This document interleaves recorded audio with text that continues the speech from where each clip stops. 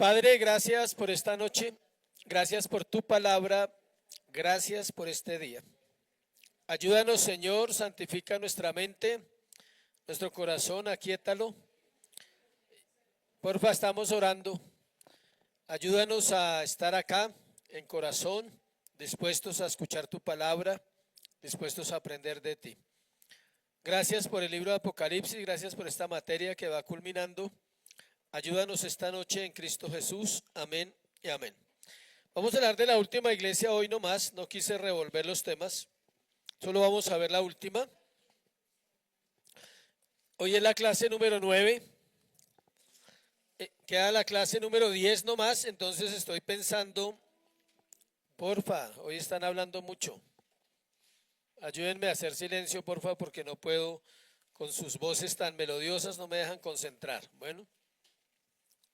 Entonces estoy pensando en hacer un repaso como una preparación para el examen. Bueno, para que no se asusten para el examen, entonces dentro de 8 días vamos a hacer un repaso o quizás un taller donde ustedes mismos puedan elaborar ciertas cosas de las clases que hemos visto, es decir, Apocalipsis 1, Apocalipsis 2 y Apocalipsis 3 y la introducción del libro que se hizo al principio. Entonces, esté leyendo esos 3 capítulos porque de ahí es donde vamos a sacar todo el trabajo del examen.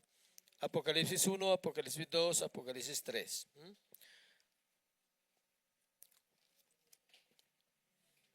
Pregunta. Levanta la mano la persona.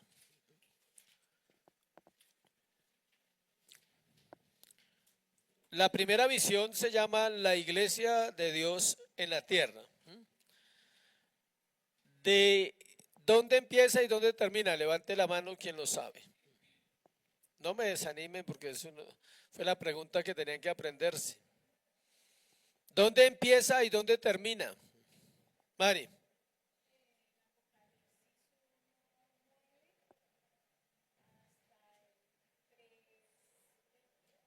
Muy bien. Apocalipsis 1:9, Apocalipsis 3:22. Esa es una pregunta que es la mitad de la respuesta de una pregunta del examen. Apocalipsis 1:9, Apocalipsis 3:22. Esa pregunta, obvio que va en el examen ahí. Entonces, grábesela, duerma esta noche. Apocalipsis 1:9, Apocalipsis 3:22. ¿Listo? Vamos a ir a la Odisea. Vamos a ir a la Odisea. Apocalipsis 3 del 14 al 22. Vamos a ver la frase que usamos siempre como un resumen de lo que vamos a ver. Cristo condena a la iglesia en la Odisea por su testimonio ineficaz.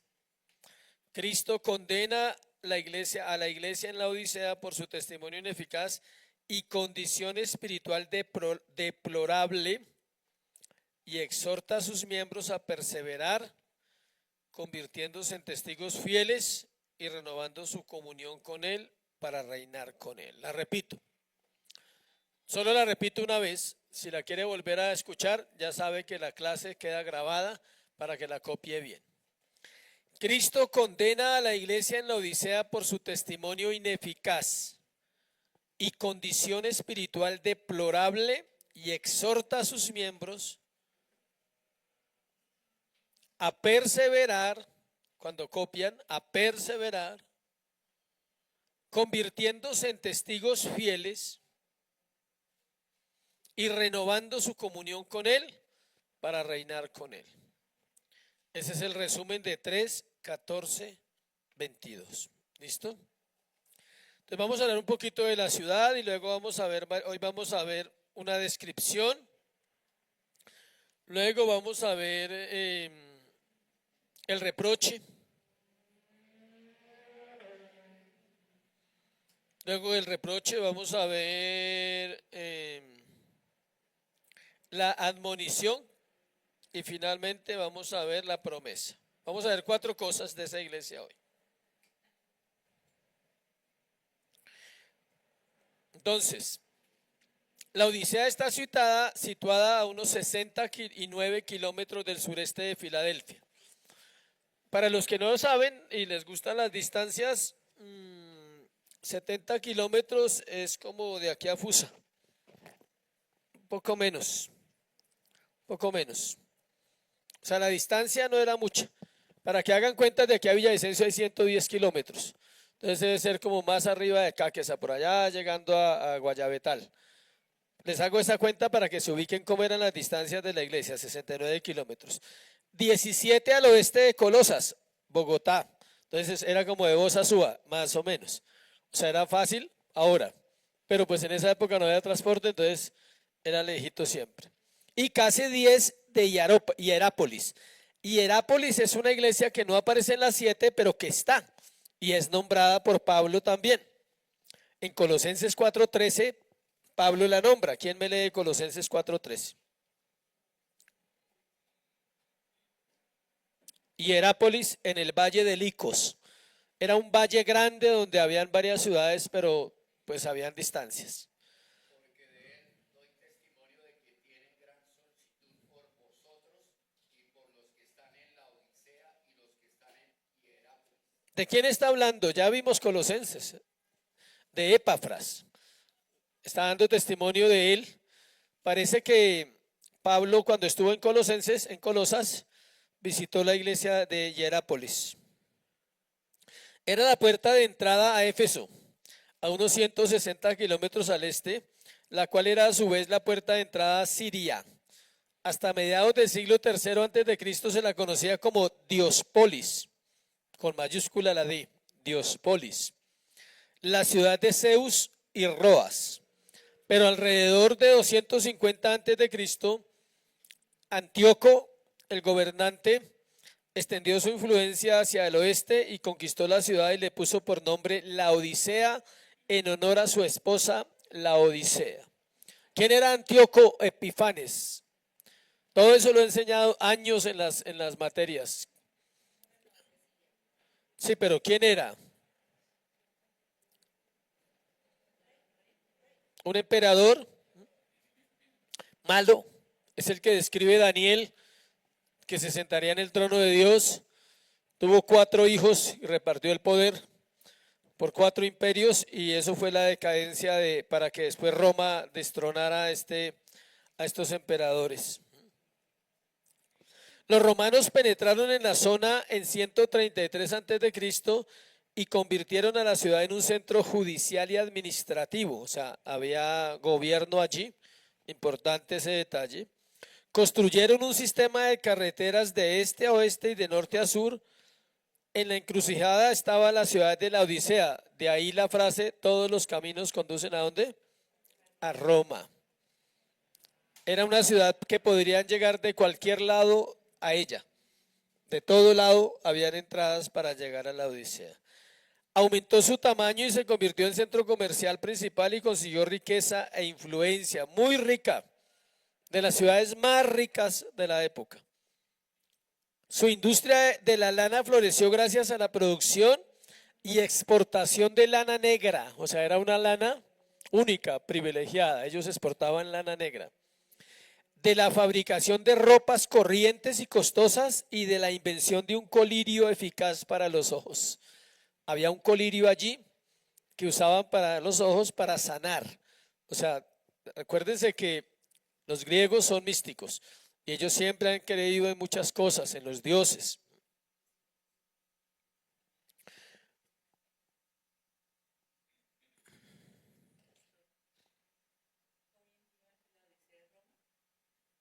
No, no dice nada de eso. No encontré datos sobre eso. Dice que se llamaba Diospolis, pero no tengo ese dato. Tenía una floreciente escuela de medicina que se especializaba en oídos y ojos y había desarrollado un ungüento para tratar la inflamación de ojos. Debido a este ungüento, la escuela adquirió fama mundial, o sea, era muy conocida por ese ungüento, una cremita. O sea, las cremitas ya existían para los ojos. Bueno, el colirio, sí. Al ser devastada en 17 después de Cristo, ¿alguien nota este detalle que ya hemos compartido? Varias ciudades fueron destruidas en 17 después de Cristo, no solo esta. Si usted mira sus datos, eso quiere decir que el terremoto fue grande. 17 después de Cristo. Tengan cuidado porque esa fecha puede salir en el examen, 17 después de Cristo. Miren lo que pasó. ¿Se acuerdan que yo hablamos de una iglesia y de una ciudad que fue destruida y que necesitó ser reconstruida, ¿cierto? También en el año 17. El Imperio Romano le ofrece ayuda igual que a las otras ciudades, o sea, fueron varias ciudades las que se destruyeron. Pero en este caso la Odisea le manda a decir al Imperio Romano que tiene suficiente y que no necesita financieramente nada, que aún ellos pueden ayudar a otras personas. O sea, ¿cómo serían de pobres? O sea, el gobierno les dice, ¿qué necesitan? Nada, tenemos todo para reconstruir nuestra ciudad. Y ellos le dicen a Roma, ¿qué necesitan ustedes? ¿Necesitan que les ayudemos con otras ciudades? Tenían mucha plata, demasiado dinero. Para rechazar la ayuda del Imperio Romano, entonces es porque ellos no necesitaban. Y exhorta a sus miembros a perseverar, convirtiéndose en testigos fieles y renovando su comunión con Él para reinar con Él. La repito. Solo la repito una vez. Si la quiere volver a escuchar, ya sabe que la clase queda grabada para que la copie bien. Cristo condena a la iglesia en la Odisea por su testimonio ineficaz y condición espiritual deplorable y exhorta a sus miembros a perseverar, cuando copian, a perseverar, convirtiéndose en testigos fieles y renovando su comunión con Él para reinar con Él. Ese es el resumen de 3, 14, 22. ¿Listo? Entonces vamos a hablar un poquito de la ciudad y luego hoy vamos a ver una descripción. Luego vamos a ver el reproche. Luego del reproche vamos a ver la admonición y finalmente vamos a ver la promesa. Vamos a ver 4 cosas de esa iglesia. Entonces, la Odisea está situada a unos 69 kilómetros del sureste de Filadelfia. Para los que no lo saben y les gustan las distancias, 70 kilómetros es como de aquí a Rusia. Poco menos. O sea, la distancia no era mucho. Para que hagan cuenta de que había de ser 610 kilómetros. Entonces debe ser como más arriba de acá que está por allá, llegando a Guayabetal. Les hago esa cuenta para que se ubiquen cómo eran las distancias de la iglesia, 69 kilómetros. 17 al oeste de Colosas, Bogotá. Entonces era como de Bosa Suba, más o menos. O sea, era fácil ahora. Pero pues en esa época no había transporte, entonces era lejitos siempre. Y casi 10 de Hierápolis. Hierápolis es una iglesia que no aparece en las 7, pero que está. Y es nombrada por Pablo también. En Colosenses 4:13, Pablo la nombra. ¿Quién me lee Colosenses 4:13? Hierápolis en el valle de Licos. Era un valle grande donde habían varias ciudades, pero pues habían distancias. Porque de él doy testimonio de que tienen gran solicitud por vosotros y por los que están en la Odisea y los que están en Hierápolis. ¿De quién está hablando? Ya vimos Colosenses. De Epafras. Está dando testimonio de él. Parece que Pablo, cuando estuvo en Colosenses, en Colosas, visitó la iglesia de Hierápolis. Era la puerta de entrada a Éfeso, a unos 160 kilómetros al este, la cual era a su vez la puerta de entrada a Siria. Hasta mediados del siglo III a.C. se la conocía como Diospolis, por mayúscula la ley, Diospolis, la ciudad de Zeus y Rodas. Pero alrededor de 250 a.C., Antíoco, el gobernante, extendió su influencia hacia el oeste y conquistó la ciudad y le puso por nombre La Odisea en honor a su esposa La Odisea. ¿Quién era Antíoco Epifanes? Todo eso lo he enseñado años en las materias. El gobernador de Siria. Sí, pero ¿quién era? Un emperador malo, es el que describe Daniel, que se sentaría en el trono de Dios. Tuvo 4 hijos, repartió el poder por 4 imperios, y eso fue la decadencia para que después Roma destronara a estos emperadores. Los romanos penetraron en la zona en 133 a.C. y convirtieron a la ciudad en un centro judicial y administrativo, o sea, había gobierno allí, importante ese detalle. Construyeron un sistema de carreteras de este a oeste y de norte a sur. En la encrucijada estaba la ciudad de la Odisea, de ahí la frase: todos los caminos conducen ¿a dónde? A Roma. Era una ciudad que podría llegar de cualquier lado a ella. De todo lado había entradas para llegar a la Odisea.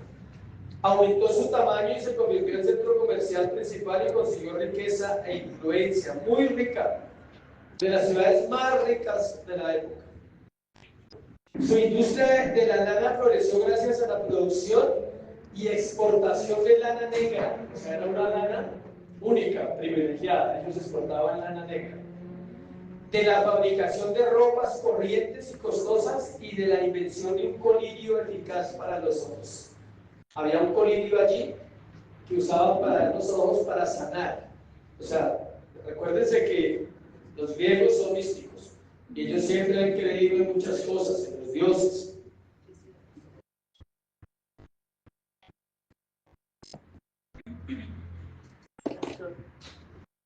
¿Hoy en día la Odisea de Roma? No dice nada de eso. No encontré datos sobre eso. Dice que se llamaba Diospolis, pero no tengo ese dato. Tenía una floreciente escuela de medicina que se especializaba en oídos y ojos, y había desarrollado un ungüento para tratar la inflamación de ojos. Debido a este ungüento, la escuela adquirió fama mundial, o sea, era muy conocida por ese ungüento, una cremita. O sea, las cremitas ya existían para los ojos. ¿Ven? El colirio, sí. Al ser devastada en 17 después de Cristo, ¿alguien nota este detalle que ya hemos compartido? Varias ciudades fueron destruidas en 17 después de Cristo, ¿no sabes? Si usted mira sus datos. Eso quiere decir que el terremoto fue grande, 17 después de Cristo. Tenga cuidado porque esa fecha puede salir en el examen, 17 después de Cristo. Miren lo que pasó. ¿Se acuerdan que yo hablamos de una iglesia y de una ciudad que fue destruida y que necesitó ser reconstruida, ¿cierto? También en el año 17. El Imperio Romano le ofrece ayuda igual que a las otras ciudades. Ya fueron varias ciudades las que se destruyeron. Pero en este caso la Odisea le manda a decir al Imperio Romano que tiene suficiente y que no necesita financieramente nada, que aún ellos pueden ayudar a otras personas. O sea, ¿cómo serían de pobres? O sea, el gobierno les dice, ¿qué necesitan? Nada, tenemos todo para reconstruir nuestra ciudad. Y ellos le dicen a Roma, ¿qué necesitan ustedes? ¿Necesitan que les ayudemos con otras ciudades? Tenían mucha plata, demasiado dinero. Para rechazar la ayuda del Imperio Romano, entonces es porque ellos no necesitaban.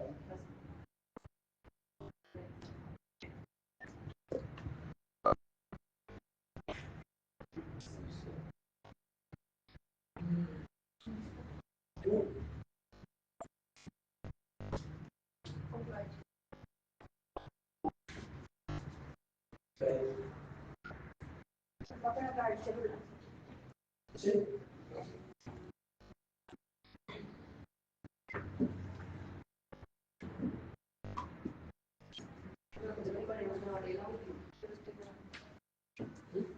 Bueno, qué pena. Los cristianos de la Odisea tampoco tuvieron que enfrentarse a ninguna persecución de parte de los gentiles, ni tampoco hubo en la ciudad falsos profetas, incluyendo a Nicolaitas, a Balaam o Jezabel. O sea, no había falsos profetas, pero no había buen evangelio. nunca vivieron persecución. El templo para rendir culto a César estaba en un lugar céntrico de la ciudad.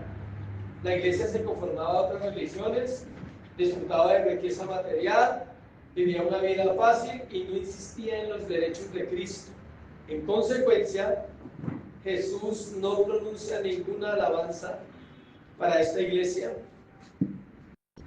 ni para ninguna iglesia que no predique el mensaje del Evangelio.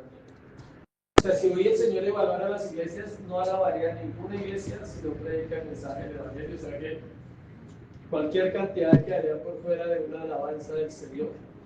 Oremos que nosotros no quedemos por fuera. Bueno, en esta breve síntesis debería mencionarse un último término. El suministro de agua para la Odisea llegaba desde Hierápolis a una distancia de unos 10 kilómetros por medio de un acueducto. Imagínense un acueducto hace 2000 años. Por eso cuando descubren las ruinas han descubierto tubos, como tubos de grés, de barro, parecidos a los que se usaban hace 20 años, ahora son de plástico. La fuente contenía aguas termales ricas en carbonato de calcio. Cuando el agua llegaba a la Odisea, su temperatura era tibia, de ahí el comentario de la tibieza de la iglesia. Aunque estas fuentes termales tenían valor medicinal y eran como un balneario para los habitantes del lugar, Jesús compara las aguas templadas cerca de la ciudad con la tibia vida espiritual de los cristianos de la Odisea. O sea, esas aguas venían de un lugar caliente, pero durante los 10 kilómetros llegaban a la Odisea, ¿qué? Tibia. Y el Señor usa eso para decir que la iglesia era, ¿qué? Tibia. Vamos entonces a los versos. Vamos a ver 4 cosas. Lo primero, vamos a ver una descripción, versículo 14 al 16. Una descripción de ellos.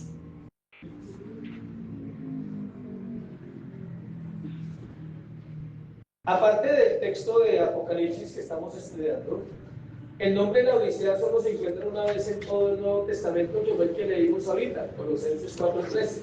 Solo ahí aparece el nombre de la Odisea, no aparece en ninguna otra parte.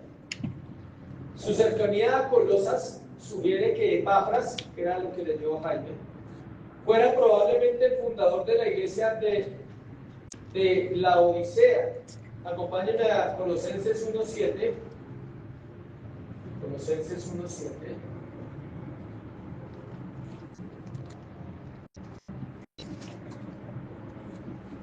Dice, como lo habéis aprendido de Epafras, nuestro concierto amado, que es un ministro de Cristo para vosotros. Epafras era el que estaba en Colosas, ¿se acuerdan que vimos esa serie de Colosenses? Y en el 4:12 de Colosenses dice lo siguiente: os saluda Epafras, el cual es uno de vosotros, siervo de Cristo, siempre rogando encarecidamente por nosotros en sus oraciones, para que estéis firmes y perfectos, completos en todo lo que Dios quiere. Porque de él doy testimonio, dice Pablo, de Epafras, de que tiene gran solicitud por vosotros y por los que están en la Odisea. O sea, hay una probabilidad altísima que él fuera pastor de la Odisea. ¿Y pastor de dónde? De la iglesia de Colosas. Él está con Pablo cuando escribe, dice, los saludó Epafras, él estaba con Pablo. 4:16, cuando esta carta haya sido leída entre vosotros, haced que también se lea ¿dónde? En la iglesia de los laodicenses, y que la de la Odisea la leáis también vosotros. No es esta carta, sino es otra carta que se escribió en la época de Pablo, y esa carta no aparece en la Biblia. Hay una carta escrita a la Odisea que no aparece. Si no aparece es porque el Señor no quiso. No es que no fuera importante, simplemente no quedó dentro del cargo. Pero hay una carta que tenía que cambiarla. Los colosenses tenían que leer la carta de la Odisea y la Odisea tenía que leer la carta de ¿qué? De los colosenses.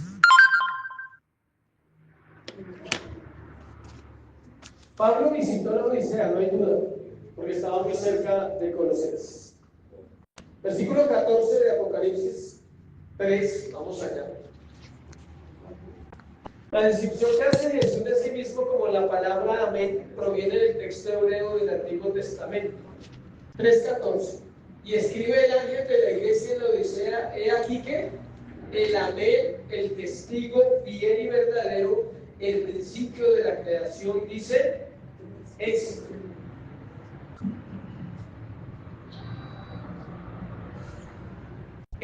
Dice que era una palabra, el amén transmite la idea de lo que es verdadero, firmemente establecido y digno de confianza. Era una palabra muy conocida de los que rendían culto a Dios, quienes se unían en una doxología proclamando su confirmación de lo que se había oído. ¿Ya todos saben qué significa amén? ¿O alguien no sabe? Levanten la mano. Si alguien no sabe, es bueno hablar eso esta noche. Si no saben, entonces yo pregunto. Iván, ¿qué significa amén? Ah, bueno, Dios de eso. ¿Alguien más no sabe o le pregunto? ¿Don Armando no sabe? ¿Tampoco? ¿Yalimar sabe? ¿No? Entonces levanta la mano. Jaime sabe qué significa amén. ¿Qué significa? Así será. Muy bien. Así sea, así es, así será. Todo eso vale ahí. Así sea. ¿Pero en qué contexto se usa? Porque yo he oído que Bien, bien. Se usa en el contexto cuando se afirman verdades solamente. O sea, es cuando usted como persona está diciendo, yo creo en la verdad que están diciendo ahí. Por eso muchas iglesias lo utilizan muy seguido. Amén. Entonces la gente dice amén, pero ya son hermanos amenistas.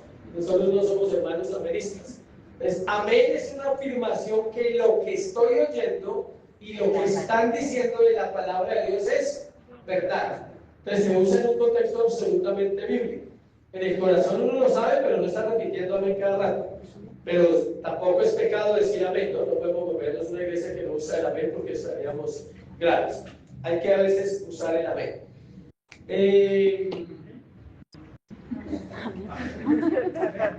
Es un sí enfático como respuesta afirmativa a una oración o una conclusión para una doxología.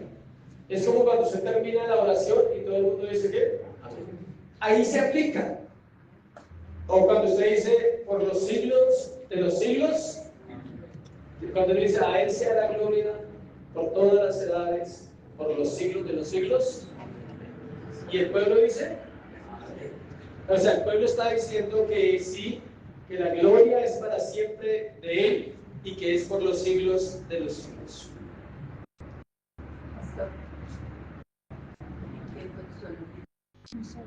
¿Qué es doxología? ¿Tampoco? Patricia Aguilar no sabe qué es doxología. Uy. Herminda sabe qué es doxología. Aquí ya lo he dicho. Isabela sabe qué es doxología. no me acuerdo. Sucerito sabe. Uy. No me acuerdo. Vamos a hacer una doxología. Cierren sus ojos y vamos a adorar. Es de alabanza. Es adoración y alabanza. Doxología, pregunta de examen. Doxología. Sí, pero no le voy a preguntar eso. Tengo ya mi idea cómo lo voy a hacer. No le voy a preguntar qué es doxología, pero voy a usar la palabra doxología. Gracias por ayudarme en las preguntas.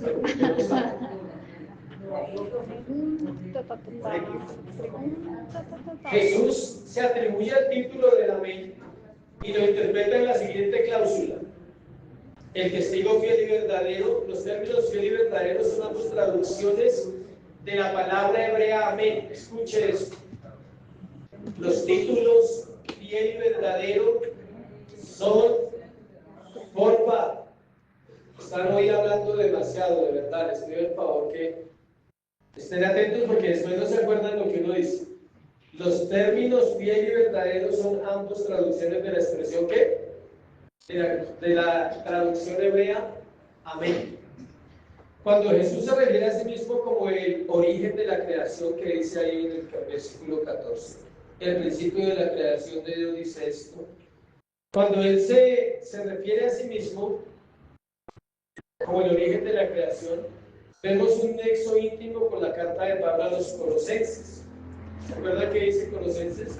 Que es el primogénito de toda la creación. El mensaje a los laodicenses es este: que se jactan de sus riquezas materiales, que está fuera del lugar, porque todas las cosas pertenecen a Jesús y bendito de alabanza y gloria. Versículo 15, yo conozco tus obras, que ni eres frío ni caliente, ojalá fueses frío y caliente. El versículo 15 usa la misma palabra que tienen todas las iglesias, yo conozco tus obras, que ya la hemos hablado. Y significa lo mismo que en las otras iglesias. Las fuentes termales a unos 10 kilómetros cerca de Hierápolis enviaban agua de calidad medicinal a la Odisea. Para cuando el agua llegaba a su destino, se había enfriado bastante y debido al carbonato de calcio que contenían, producía un efecto nauseabundo en quienes la bebían. Por el contrario, Colosas, a 18 kilómetros de distancia, disfrutaba de manantiales refrescantes de agua fría y pura. ¿Alguien ha tomado agua tibia? Sí. El agua fría es deliciosa cuando usted tiene ¿qué? Sed. Y el agua caliente es deliciosa cuando tiene frío. El tinto caliente recién hecho es delicioso. Una bebida con hielo cuando estamos en un tiempo de calor es refrescante.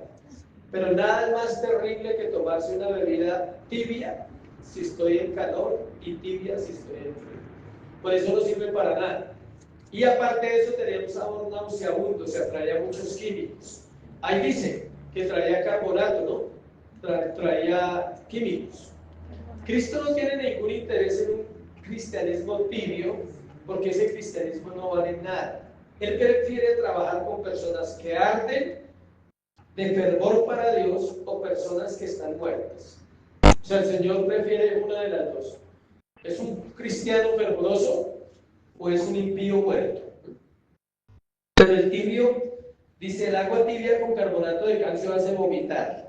De igual modo, los cristianos nominales, vacíos de obras espirituales, son totalmente desagradables para el Señor y está a punto de vomitarlos de su boca. Note que Jesús no dice, te vomitaré de mi boca, lea el verso. Pero por cuanto eres tibio y no frío ni caliente, te vomitaré de mi boca. Aunque el texto dice ahí, te vomitaré de mi boca, originalmente no dice así. Originalmente dice, estoy a punto de vomitar. Entonces es una cuestión de la traducción del griego a la Reina Valera. Él no dice, te vomitaré de mi boca, sino estoy a punto de vomitar. ¿Qué ve usted en esa frase? Si el Señor dice, estoy a punto de vomitarte, ¿qué ve ahí?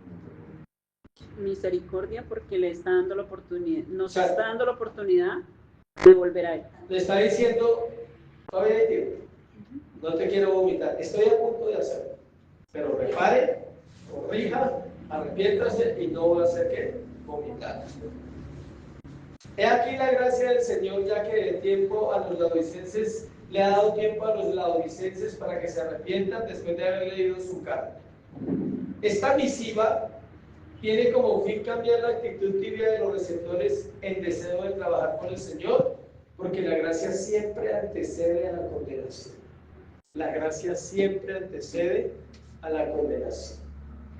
Si una persona va a ser reprendida por el Señor primero le vamos a dar mucha gracia para que sea justo. Y la persona lo va a recordar cuando es reprendido. Primero le muestra toda su gracia. Y se da cuenta que tuvo muchos beneficios, muchos favores. Y luego dice, no los valoraste. El reproche, segunda parte, el reproche. Versículo 17 al 18. Porque tú dices, yo soy ¿qué? Rico, me he enriquecido y de ninguna cosa tengo necesidad, y no sabes que tú eres un ¿qué? Desventurado, miserable, pobre, ciego y desnudo. Por tanto, yo te aconsejo que de mí compres oro refinado en fuego, para que sea rico, y vestiduras blancas para vestirte, y que no se descubra la vergüenza de tu desnudez, y unge tus ojos con colirio para que veas. Note todos los detalles. Primero, alguien que lea Oseas 12:8.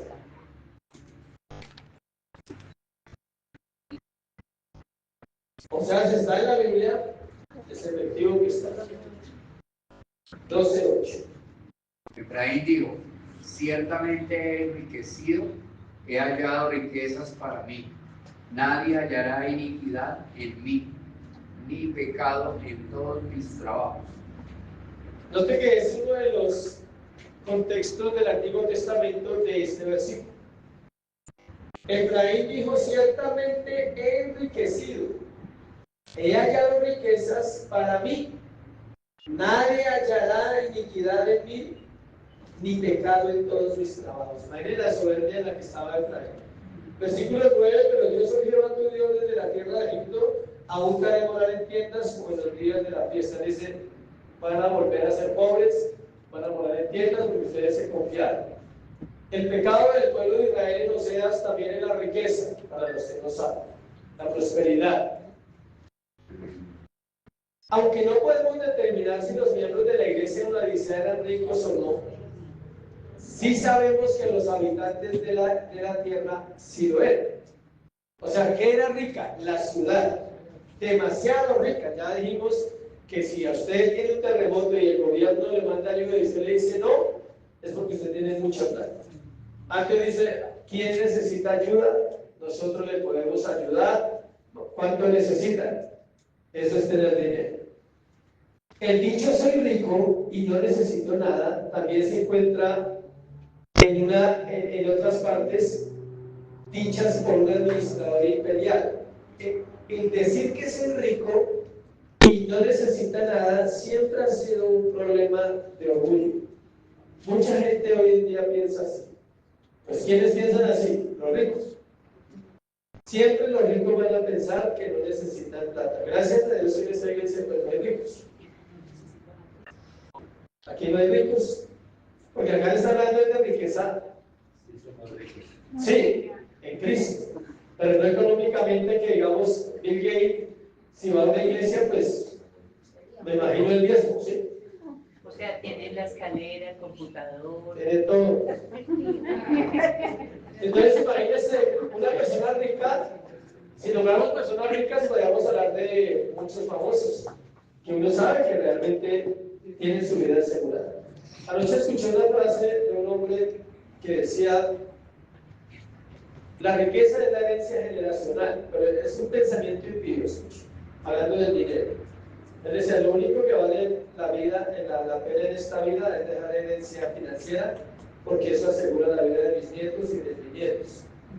Así piensan los malos, y así piensan los impíos, y por eso hacen toda clase de mal los gobernantes, porque ellos creen que están asegurando su próxima generación. Lo que no saben es que eso lo decide ¿quién? Dios. Entonces la Odisea decía que era rico, pero en este caso las palabras salen de la boca de cristianos, no del pueblo de la Odisea, quienes se habían conformado por completo a la ciudadanía. ¿Sí me estoy explicando? La iglesia se estaba transformando igual a la cultura de ese momento. Así pues, en lugar de que la iglesia influyera en la sociedad, había ocurrido lo opuesto. La sociedad de la Odisea estaba influyendo en el pensamiento de las personas de la iglesia. Pero tú sabes, dice, seguimos mirando, que eres desdichado, miserable, pobre, ciego y desnudo. Jesús le dice, conozco tus obras, en 15, y ahora le dice a los laodicenses que no se conocen a sí mismos. Si no dan detalle, un problema de la iglesia moderna es ese, que muchas personas que son creyentes, que profesan fe, no se conocen a sí mismos. Empezando porque ellos no saben que son pecadores, ellos no se creen pecadores. Ese es un problema hoy teológico en las iglesias. Ellos saben que Jesús murió por sus pecados, ellos creen que Jesús prospera, ellos creen que Jesús sana, ellos creen que Jesús está muerto, eso lo creen. Pero lo que ellos no saben y no creen es que ellos son ¿qué? Pecadores. La Odisea no se conoce a sí misma. El Señor le dice a través del versículo que estamos leyendo, el versículo 17, parte B, le dice quiénes son. Le da una radiografía, le dice, ustedes son unos desventurados, miserables, pobres, ciegos y desnudos. Esa es la condición de los creyentes de la Odisea.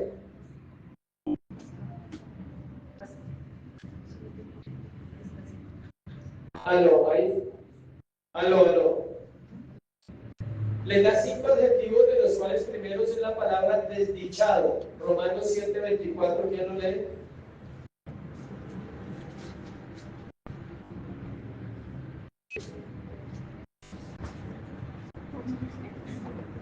Miserable de mí, ¿quién me librará de este cuerpo de muerte? Muy bien por las dos. Miserable de mí, ¿quién me librará qué? Eso es lo que le dice. Ustedes son unas personas que desventuradas, miserables, denota la condición mundana de aquellas personas que no tienen en cuenta a Dios. La persona rica que carece de la riqueza divina está espiritualmente en quiebra y es una persona miserable.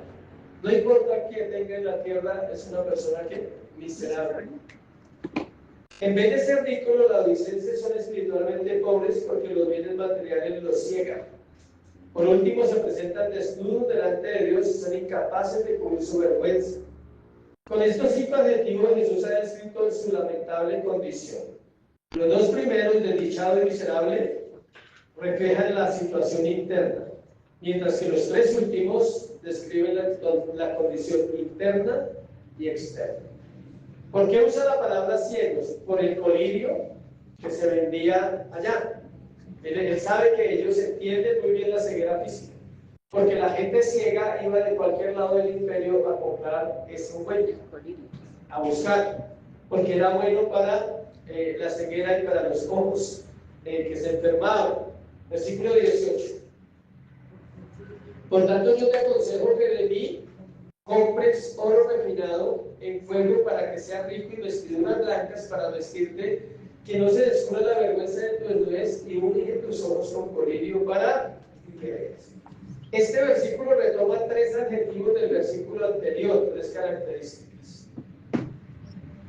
Cuando usted elimina los 3 adjetivos, pobre, desnudo y ciego, desaparecen los otros 2, desdichado y miserable. O sea, cuando usted deja de ser ciego, cuando el Señor lo viste y cuando el Señor lo enriquece con su gracia, usted ya no es desdichado ni miserable. Eso funciona al revés. El orden al principio es desdichado, miserable, aquí es al contrario. El Señor está retomando y dice, yo puedo, solamente yo puedo darle riquezas. De ahí que Él use el título de creador. ¿Por qué usa el título de creador? Porque le está diciendo a la iglesia, yo soy el dueño de todo, yo creé todo. El cielo, la tierra, el mar, las aguas, todo lo creé. Solo yo puedo darle la riqueza, solo yo puedo darles ¿qué? Visión clara, y solo yo cambio ropas o vestiduras. Asimismo, estos 3 abarcan todas las bendiciones que necesita un creyente para su salvación. Escuchen, pobreza, desnudez y ceguera se pueden combinar o se pueden hacer un contraste con redención, justificación y santificación. Esos 3 tienen que ver con todo lo que un creyente necesita. ¿Qué tiene que ver la redención con eso? Con ser pobre. ¿Qué significa redención teológicamente? ¿Quién me recuerda?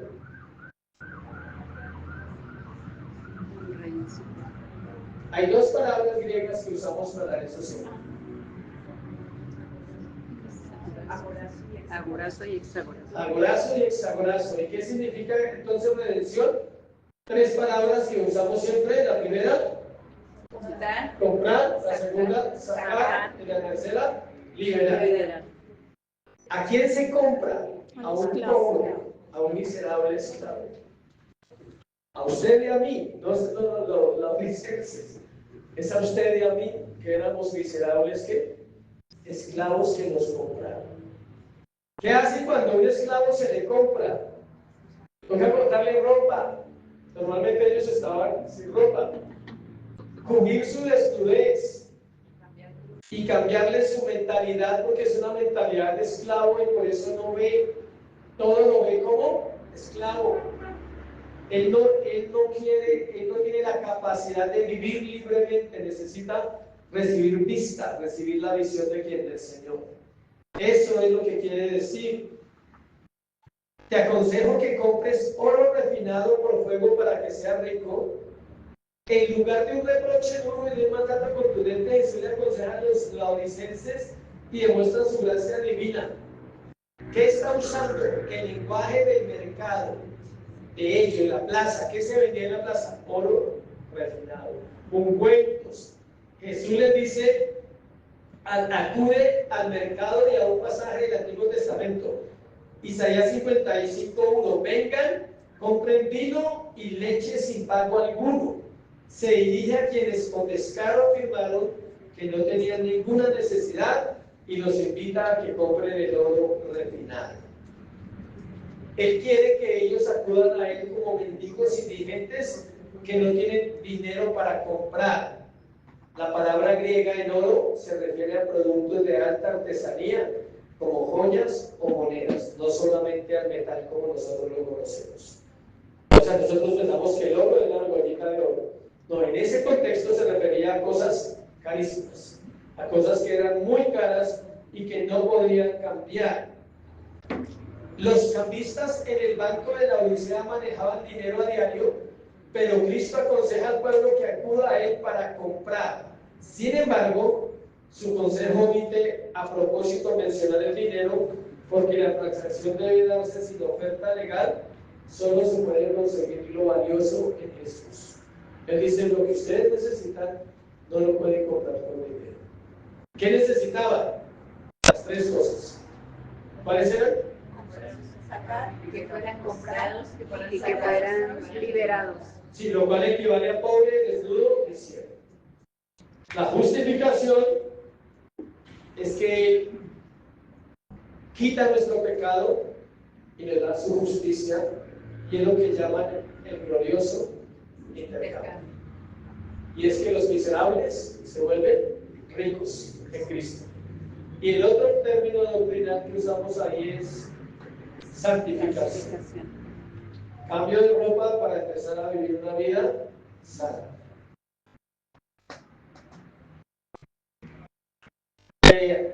Apocalipsis 17:4.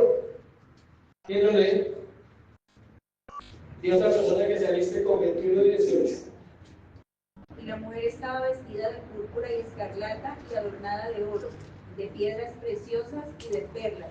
Y tenía en la mano un cáliz de oro lleno de abominaciones y de la inmundicia de su fornicación. Usamos ese verso para hablar de la ropa, de las cosas caras. Estaba vestida de ¿qué? Púrpura y escarlata, telas. En la Odisea había de todo eso. ¿Qué vendía? Lana negra. O sea, todo era caro. Eso allá era como en esta época, otros lugares que es caro, caro todo. porque además las ovejas oscuras son escasas. No son comunes, era un privilegio que se promoviera. No era lana teñida, eran ovejas negras, Sí, que es diferente. Por 20 años. Entonces esa lana debe ser carísima. ¿Cómo no cambia? 21:18. El material de su muro era de jaspe, pero la ciudad era de oro puro, semejante al vidrio limpio. Todo eso tiene que ver con las riquezas espirituales, ¿no? 21:21. Las 12 puertas eran 12 perlas, cada una de las puertas era una perla, y la calle de la ciudad era de oro puro, transparente como vidrio. Todo eso es figurado, pero estamos dando las riquezas del reino. 9:7. Y 18 no sé otra persona. 9:7. El aspecto de las langostas era semejante a caballos preparados para la guerra. En las cabezas tenían como coronas de oro, sus caras eran como caras humanas. Tenían cabello como cabello de mujer, sus dientes eran como de león. No, solo el 9:7. ¿Qué dice? El aspecto de las langostas era semejante a caballos preparados. Hasta ahí, preparado, que tenían ¿qué? ¿Coronas de qué? Oro. Pues todo eso tiene que ver con el lenguaje figurado de Apocalipsis que usan para las riquezas, para lo valioso. Y el último que le dije que fue, 21:12. no, 18:12. 18:12. Mercadería de oro, de plata, de piedras preciosas, de perlas, de lino, de púrpura, de seda, de escarlata, de toda madera olorosa, de todo tipo de marfil, de todo tipo de madera preciosa, de cobre, de hierro y de mar. Todo es igual. En Apocalipsis, todo lo que es valioso tiene un significado diferente. Acuérdense que en Apocalipsis las cosas No son no como son pares. iguales. Nótese por tanto la clase de oro que Cristo pone a disposición de los laodicenses. Oro refinado por fuego. Es oro que ha sido purificado hasta el grado de que de él emana un brillo especial. ¿Sí ven por dónde va el Señor? O sea, le está diciendo purifíquense, porque es un oro refinado, no es cualquier oro, que ha sido procesado. Le dice, necesitan otra vez ser pasados por el fuego, como el oro es pasado por el fuego. Estas palabras sugieren la prueba de fuego que deben enfrentar los seguidores de Cristo. Oro es de hecho otra palabra para fe. Primera de Pedro 1:7.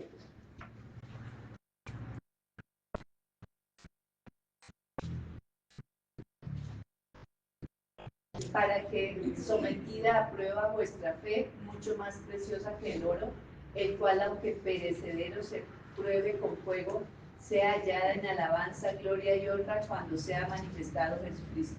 La fe debe ser más pura que el oro y es más valiosa que el oro.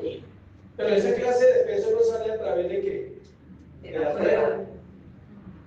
Entonces pregunto esta noche si alguien necesita fe. Amén. Entonces necesitamos prueba. Sí. ¿Sí? Cuando decimos amén, es así. Si usted necesita fe, amén. Entonces necesita ¿qué? Prueba. Entonces cuando eso llegue, no se asuste. Ni vaya a oír del Señor, dígale, ayúdame a permanecer en esta fe, ayúdame a permanecer en esta prueba con la fe que necesite para ello. Ayúdame. La fe debe ser de importancia total para los laodicenses porque deberían darse cuenta de que Jesús les habla en términos espirituales. Lo que está en juego aquí es que todas las impurezas deben ser eliminadas con fuego, de modo que su fe surja intacta del mismo fuego y como consecuencia su amor por Cristo sea ¿qué? Puro. Esta iglesia tiene problemas serios. Esta iglesia es la más parecida a la iglesia moderna ahora, donde el evangelio y la prosperidad está engañando a los creyentes, donde la gente cree que porque Dios le está bendiciendo, ellos van a ir al cielo. Y es un peligro pensar que abran los ojos en el infierno, porque simplemente son tímidos. Toda su vida está centrada en lo material, en tener una casa, en tener un carro, en tener una beca, en llevar a sus hijos a la mejor universidad, en tener negocios, en tener a los creditivos como empleados. Esa es la meta del evangelio de la prosperidad. Y resulta que Dios dice, no me interesa eso, voy a probar. Cuando viene la prueba, muchos se apartan. Mucha gente se aparta de las iglesias de ese tipo por una prueba. Dicen que entonces no es verdad, que Dios prospera, que Dios sana, que Dios libera. Ropas blancas, dice.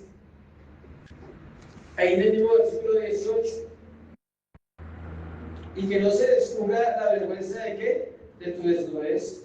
Dice, vestiduras blancas para vestirte y que no se descubra la vergüenza de ¿qué? Tu desnudez. En una ciudad donde la industria de la ropa daba trabajo e ingresos intolerables. Estas palabras tienen un atractivo directo. La lana negra la producían las ovejas que eran del color negro. Tenían una diversidad en las ovejas de muchos colores, no solo negro, que podrían fabricar ropa de diferentes colores.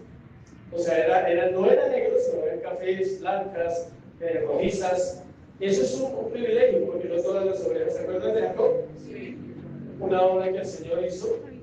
Los sacerdotes llevaban un ropaje blanco, pero ahora esta vestimenta es la vestimenta escatológica de los santos, quienes con el color blanco dan testimonio de santidad y pureza. Es una alusión al anciano de días, a la ropa de Dios, que es blanco como la nieve. Es decir, Él les está diciendo, ustedes usan ropa muy elegante, tienen el privilegio como ciudad, pocas ciudades tienen ovejas de todos los colores, ustedes las tienen, entonces esa ropa no sirve, me toca que cambie la ropa y le doy ropa ¿qué? Blanca. La razón de vestir ropa blanca es cubrir la desnudez del pecado y con ello no ser avergonzado. Miren lo que dice 16:15 de Apocalipsis. 16:15. Dice: he aquí yo vengo como ladrón, bienaventurado el que vela y guarda sus ropas para que no ande desnudo y vean su vergüenza. ¿Sabe qué es una de las cosas más tristes de la vida cristiana? Y es cuando el mundo nos avergüenza porque ve el pecado de nosotros. Eso es desnudez. Por eso anoche cuando supe la noticia del pastor John MacArthur, me quebrantaba, o nos quebrantábamos con mi esposa, porque esta es la vida de un hombre que Dios le dio la oportunidad de terminar bien, con un legado impresionante, 400 libros, un comentario completo del Nuevo Testamento, una Biblia comentada, 62 años de matrimonio, una esposa, 4 hijos, 15 nietos, 9 bisnietos. Ese es un hombre de Dios, un hombre que no fue una vergüenza para el Evangelio, como hemos sabido de otros que han muerto y han dejado una mancha en el ministerio. Que Dios nos ayude a que el mundo no se burle de nosotros, que si nos escarnecen y nos vituperan es porque somos lo que dice la Biblia, y no porque ellos sepan secretos de nosotros y tengan con qué acusarnos y decir mentira, estos son iguales a todo el mundo. Eso es quedar desnudo. Y si quedas desnudo porque realmente lo eres, Dios no pelea por ti. Pero si a ti te tratan de desnudar y te tratan de vituperar y te tratan de acusar, pero tú no eres eso, Dios te saca victoria de cualquier situación. Siempre va a ser así. El Antiguo Testamento ofrece una serie de casos en los que o la realidad o la amenaza de una humillación total se centraba en ser desnudados. Por eso los muertos los colgaban y eran que desnudados. Para vergüenza. Es muy duro que una persona muera y quede por ahí botado en la calle desnudo. Aún sigue siendo una vergüenza ver un cadáver, que su familia tenga que verlo por ahí botado desnudo. Eso es maldición. Sí, eso era maldición. Los cristianos de la Odisea estaban espiritualmente desnudos porque todos los telares en su ciudad no podían tener la suficiente ropa para cubrirlos. La Odisea podía proveer a todo el mundo sus túnicas y otras ropas, pero la justicia era la vestimenta que Dios pedía, y eso no lo podían conseguir sin Cristo. Solo Jesús quita el pecado y la culpa, porque Él solo puede proporcionar la túnica blanca de la justicia. La ropa del cristiano es la justicia de Dios. No se les olvide eso. Mientras estamos en esta tierra, somos vestidos con su justicia. Por eso Él nos ve diferente a lo que somos. Él no nos ve como somos. Y esto es cierto. Cuando Él mira al creyente débil, pecador, Él ve la justicia de ¿quién? De Cristo. Y Él dice: mi hijo pagó por Él. Él es santo. Y usted está aquí luchando. Y Él dice: Él es santo. Y usted está aquí luchando por el pecado. Pero Él insiste: solo veo la justicia de mi hijo, que se hizo pecado por Él. Ese es un entendimiento importante para nosotros. Cuando hay arrepentimiento. Claro, claro. Aunque el cristiano luche y algunas veces no logra arrepentirse, si es salvo, entonces lo corregirá y lo disciplinará y lo llevará y lo arrastrará como a Pablo hasta que lo lleve a donde él quiere. No hay pérdida. Aquí no hay pérdida porque usted se resiste, pero Dios lo revienta con amor. Aclaro, con amor. El reventar no es otra cosa que un amor perfecto. No hay nada más doloroso para uno que peque que Dios siga mal. Eso es doloroso, o es lo que yo he podido experimentar. Colirio, dice versículo ahí mismo: unge tus ojos con colirio para que ¿qué? Veas. ¿No habrá algo para los oídos? Pregunto, porque algunos necesitamos oír, por favor. Colirio para que tus ojos puedan ver. La escuela de medicina en la Odisea se había familiarizado con las propiedades curativas de la así llamada piedra frigia. Esta piedra, que procedía de la cercana provincia de Frigia, se convertía en polvo que se elaboraba un ungüento que se utilizaba para curar enfermedades oculares. O sea, era una piedra real. La molían, le hacían polvo y con ella hacían un ungüento y se lo echaban en los ojos y eso realmente sanaba enfermedades. No era un mito, Ya se acabó. era que sucedía. Ya se la gastaron. Los laodicenses están ciegos debido a que se engañan a sí mismos. Una persona ciega en este tiempo, aunque esté en la iglesia, puede tener ceguera. ¿En qué? En estar jugando con el Señor, en estar pensando que es muy santo, en estar pensando que todo el tiempo no tiene nada que corregir su vida, que es justo, que no necesita médico, ¿sí? Que no necesita un cuento, que no necesita nada del Señor. Y yo quiero decirle que siempre necesitamos de Él.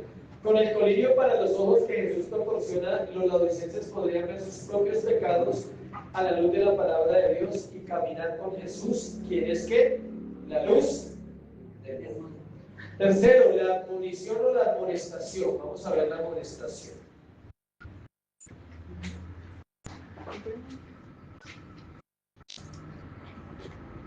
Versículo 19 y 20. Yo reprendo y castigo a todos los que ¿qué? Amo, sé pues celoso y arrepiento. Ahí está lo que estábamos hablando ahorita.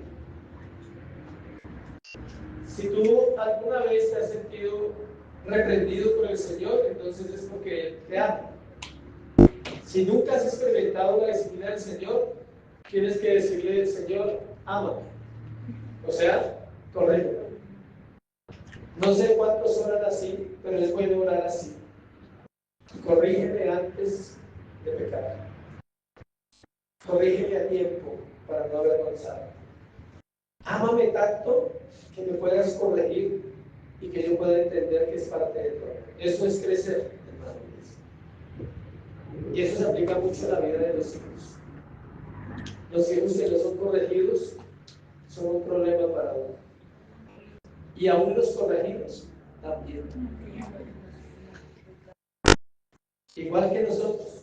No, o sea, Dios nos va Así Él demanda, Él nos va a demandar si usted corrigió o no corrigió a sus hijos. Los hijos que no se corrigen son bastardos, dice la palabra. Cuando un hijo no es corregido es como si no tuviera papá o no tuviera mamá. Y estoy hablando directamente de la corrección. Acá dice, yo reprendo y que castigo a todos los que amo. O sea, no corregir a un hijo es no amarlo. No corregir a un hijo es prepararlo para una vida terrible. El hijo que yo más corregí es el hijo que más me duele. Porque de mis hijos solo el menor recibió corrección, los otros no. Física, usted va a hablar. Físicamente se corrigió los años que se pudo corregir. Confiamos que eso debe fruto en algún tiempo. Pero es duro cuando usted dice, no, yo no lo corregí. Nunca lo corregí. Por un temor. Es un miedo en el corazón del creyente que no madura, que no, en realidad no ama a su hijo. Y si no ama a su hijo, difícilmente puede decir que ama a Dios. Si ama a Dios, ama a su hijo. Tiene que corregir. No es una opción. Debe corregir. ¿Desde qué tiempo debe corregirlo? Desde que nace. Si usted no lo corrige desde que nace, desde muy pequeño o muy pequeña va a tener un problema con ese hijo. Y usted cree que ese hijo lo ama profundamente a usted. Un día lo va a odiar, porque usted no lo corrige. Dice, a quienes amo, reprendo y disciplino. Estos versículos Jesús pone sobre aviso a la iglesia. Siempre Él advierte antes de, ya lo sabemos. Sé celoso y arrepiéntete. Proverbios 3:12, ¿alguien quiere leer Proverbios 3:12, por favor? ¿Alguien que sea padre? Por favor, madre. Preferiblemente. Porque Jehová al que ama castiga como el padre al hijo a quien quiere. Y Hebreos 12:6.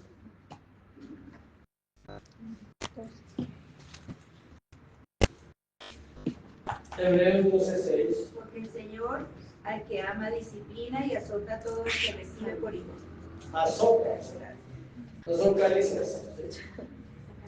Sé celoso y arrepiéntete.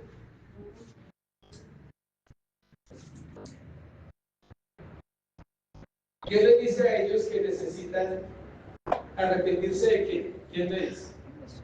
Según el texto, no me vaya a salir con una respuesta suya, sino del texto.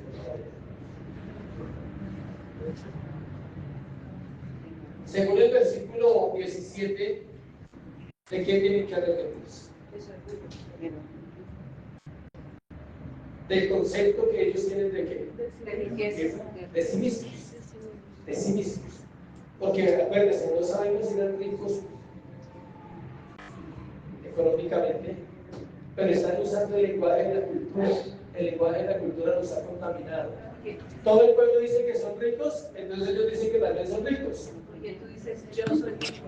¿En qué dicen que son ricos? En que creen que tienen a Cristo. Escuchen, creen que tienen a Cristo, entonces ellos dicen, nosotros somos ricos espiritualmente. No hay evidencia que todos fueran ricos económicamente. Ellos están usando un lenguaje espiritual, pero se están engañando porque ellos no son ricos espiritualmente. Se volvieron tibios. Por eso habla de la riqueza, ¿no? Porque creían tener algo y no lo tenían. Sacaron a Jesús de la iglesia. Aquí yo estoy a la puerta y llamo, ya vamos para allá. Sacaron a Jesús de la iglesia. No es para nuevos, no es para evangelizar. Sacaron a Jesús de la iglesia y él dice, yo sigo en la puerta y llamo, si alguno abre la puerta entraré a él, cenaré con él y él conmigo. O sea, ustedes me sacaron. Ustedes no son ricos. Él les dice, ustedes no son ricos. ¿Desde qué tienen que arrepentirse? Del concepto tan engañados que tenían de quién? De sí mismos. Y creo que eso aplica a nosotros. Nosotros tenemos un concepto tan engañado, tan equivocado de nosotros mismos, que tenemos que mirar si realmente somos ricos en Cristo o somos, como lo describe en el versículo 17, la parte final. Desventurado, miserable. Pues se dice, he aquí versículo 20, yo estoy en la puerta y llamo. Ya lo sabemos cuál es el versículo. Al quedar excluido de la vida espiritual de los miembros de la iglesia de la Odisea, Jesús está usando una metáfora. Y él dice, ustedes me sacaron de su corazón, estoy tocando para volver a entrar. No eran nuevos, no es un versículo para nuevos, no lo use cuando evangelices. No le diga a la gente, aquí el Señor dice que está a la puerta de tu corazón, abre tu corazón y recibe a Cristo. No, es un versículo para la iglesia y para cuando usted está sacando al Señor de su vida, él vuelve y golpea y dice, déjame entrar, déjame entrar, no necesitas sacarme, ¿sí? Santiago 5:9, ¿qué dice?